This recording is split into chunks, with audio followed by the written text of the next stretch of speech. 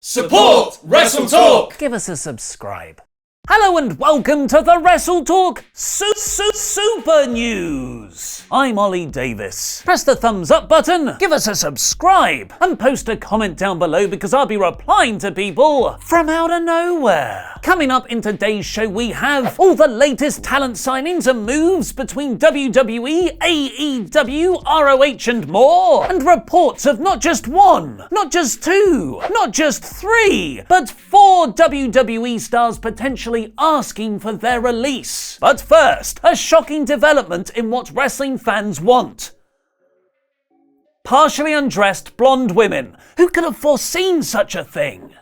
This week, WWE aired segments on both their main roster shows that contained a partially undressed blonde woman. On Raw, there was a scene where a production runner walked in on Alexa Bliss while she was getting dressed, and SmackDown saw a lingerie-wearing Mandy Rose trying to seduce Jimmy Uso to anger his real-life wife Naomi. Raw clips rarely get over 1 million views on YouTube, but the Alexa Bliss segment drew a statistically significant 4.5 million views, and the Mandy Rose lingerie brawl with Naomi managed a very impressive 1.9 million. They are both currently in the top 5 clips from Raw and SmackDown uploaded this year, just a few days after they went live, and have received a number of critically praising comments like, "Can y'all just imagine if she accidentally dropped the cover? Oh, baby, my meat powder be gone." And, "I hope WWE make more sexiest sense for Alexa Bliss. I love Alexa Bliss, she's so sexy and hot." It's a tactic Impact Wrestling have been using with Scarlett Bordeaux's sexualized character for some time now, with her lap dance for Scott Steiner on last week's episode getting 845,000 views on YouTube, far above the channel average. Speaking of Impact but not partially undressed blonde woman segue, Chris Jericho has uploaded a tell-all edition of his Talk is Jericho podcast, revealing just how many promotions he was talking to before eventually signing with All Elite Wrestling. Confirming the Wrestling Observer's report from last week, Jericho said he was actually negotiating with WWE all the way up to a few days before the AEW rally, and he gave Vince McMahon multiple opportunities to counter All Elite Wrestling's proposal, but there was never really a WWE offer given. So Jericho chose to sign with AEW because they're showing me respect. In WWE, it doesn't matter what I do, it's still gonna be WWE. In AEW, it does matter what I do, and I have to be my best, and I have to really use my 30 years or my 29 years of experience to help build this company. And that was exciting to me. Y2J also revealed his AEW contract is a 3-year exclusive deal, with the exception of New Japan, which I still intend to work with, where he's rumored to be starting a feud with current IWGP Heavyweight Champion and owner of the most luscious hair in wrestling, Hiroshi Tanahashi. But just as interesting was how close Jericho came to signing with another promotion.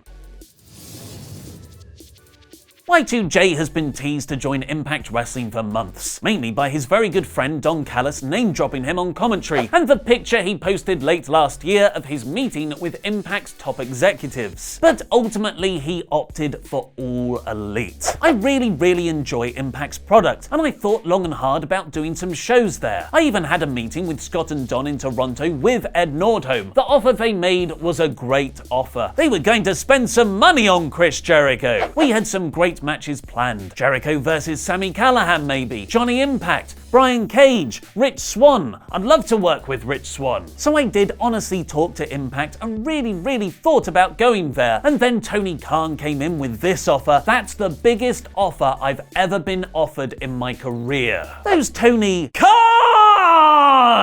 offers, the billionaire president of AEW, might be popping up more and more as the fledgling promotion looks to secure a vital TV deal. And Wrestling News World claim they've added another wrestler to their roster, rising star Jungle Boy Nate Coy. Showing how competitive the wrestling talent war is becoming between the major promotions, AEW apparently tried to sign the 21-year-old, relatively inexperienced Jungle Boy to a 2-year deal. But him and his actor father, Luke Perry, Perry negotiated it down to a shorter-term contract. Meanwhile, in WWE's attempts to lock up talent ahead of AEW's launch, there's speculation they've signed the brilliant German wrestler Ilya Dragunov following Defiant Wrestling's announcement he's been pulled from their February dates. And Ring of Honor are trying to replace the Young Bucks and Cody Rhodes-shaped hole in their roster by signing the former Justin Gabriel in WWE PJ Black, the former Evolve wrestler Hot Sauce Tracy Williams, and the huge Mexican star from CMLL, Rush, who is actually the leader of the Los Ignorables faction. I think I said that right, which spun off into Naito's LIJ group in New Japan. As a mark of how good Rush is, he was one of Daniel Bryan's dream opponents when he was considering leaving WWE before he was medically cleared to return to the ring in the promotion, and is thought to be the reason Bryan grew out his hair so much for an eventual hair versus hair match against Rush. With so many promotions now bidding for talent, it's a good time to be a free agent, which might be the reason behind 4 wrestlers in WWE allegedly asking for their release. According to a report from Sean Ross Sapp over at Fightful, a wrestling reporter with a very reliable track record, there's rumours backstage in the company that the Revival's Scott Dawson and Dash Wilder have asked for their releases. I'm careful to make sure not to say they outright asked for their releases, as I wasn't told explicitly that's what happened. Instead, I was told has reason to be very fearful that the Revival are done or finishing up with the company after a situation unfolded at WWE Raw. The situation presumably being a real-life incident rather than them losing unfairly to Lucha House Party and Chad Gable and Bobby Roode in recent months. Dave Meltzer has since reported on Wrestling Observer Radio that they have asked for their release. The Revival were a consistently takeover-stealing act during their NXT run, having classic matches against DIY and American Alpha. But their main roster call-up stalled almost immediately, with Wilder fracturing his jaw just 2 weeks after debuting on Raw, and shortly after the team returned from that, Dawson suffered a ruptured bicep, taking them out until December 2017. They've been booked as an undercard act in Raw's lackluster tag division ever since. Fightful add that their multiple sources speculate the Revival would go to All Elite Wrestling if they leave WWE. This would tie in with their long-running FTR feud with the Young Bucks on Being the Elite. And they're not the only double act who are reportedly potentially leaving the company. Pro Wrestling Sheet claim Mike and Maria Kanellis have also asked for their releases from WWE. Unlike the Revival, Mike and Maria didn't even get a critically celebrated run in NXT, instead debuting straight on the main roster after signing with WWE from TNA in 2017. Granted, they did have one of the best entrance musics of recent times. This is the greatest love I've ever known. Ba, ba, ba, ba. But they've since done barely anything of note on screen, with Maria taking time off to give birth to their first child and Mike overcoming an addiction to pain medication. The article reveals they've been unhappy with the way they've been used in WWE for a while and finally made the decision a few weeks ago to request their releases. Supporting those claims, Mike has started selling new shirts on Pro Wrestling Tees, a merchandise store separate to WWE's official shop. Pro Wrestling Sheet point out, however, that WWE doesn't always grant talent releases, so Mike and Maria might be paid to sit at home until the deal expires, like how Rey Mysterio and Daniel Bryan were in the past. A strategy even more relevant now, WWE might want to stop talent joining rival promotions. The also very reliable WrestleVotes concurred, revealing this happened to another mid-card act last year. Some interesting reports of multiple superstars requesting to be released by WWE. They are more than likely true. Keep in mind, however, WWE does not have to honour those requests. A mid-card superstar during the middle of 2018 asked for his release and WWE refused. So that's that. That's all the wrestling news for today, so venture forth and watch more of our fantastic videos. Or stay here and complain about me pushing our Patreon page, which we're relaunching today with a load of exciting new rewards and goals. Wow, that was more surprising than I thought it would be.